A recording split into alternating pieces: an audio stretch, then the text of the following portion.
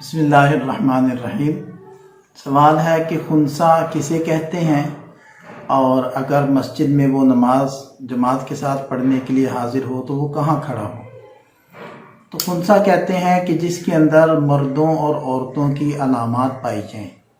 اب اگر وہ چھوٹا بچہ ہے تو اس میں یہ دیکھا جاتا ہے کہ یہ لڑکوں کی طرح پیشاب کرتا ہے یا لڑکیوں کی طرح۔ اگر لڑکوں کی طرح پیشاب کرے تو اس کو مرد شمار کریں گے، اور لڑکیوں کی طرح پیشاب کرے تو اس کو عورت شمار کریں گے۔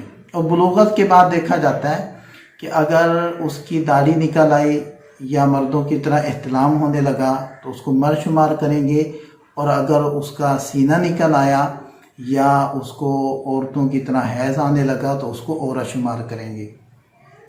لیکن اگر دونوں علامتیں برابر پائی جا رہی ہیں یا یہ فیصلہ کرنا مشکل ہو رہا ہے کہ یہ مرد ہے یا عورت ہے، تو اس کو کہتے ہیں خنثیٰ مشکل۔ تو اس کی ترتیب مسجد میں نماز کی یہ ہوتی ہے کہ پہلے تو مردوں کی صف بنے گی، اس کے بعد بچوں کی صف بنے گی، اس کے بعد خنثیٰ کی صف بنے گی، اور اخیر میں عورتوں کی صف بنے گی اگر عورتیں بھی مسجد میں حاضر ہوں تو یہ ترتیب ہے۔